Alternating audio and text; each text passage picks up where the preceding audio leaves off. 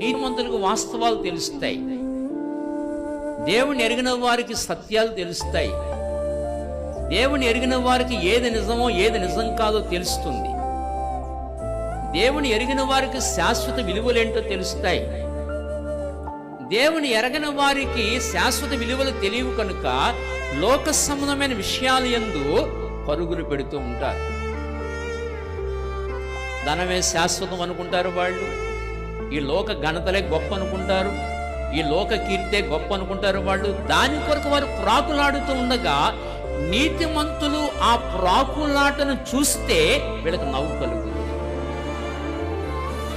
ఏంటి పిచ్చ పరుగులేమిటి, వీళ్ళ అమాయకు పరుగులేమిటి, వీళ్ళ తెలివి తక్కువ పరుగులేమిటి అని నీతిమంతునికి ఏం కలుగుతుందంటే నవ్వు కలుగుతుంది.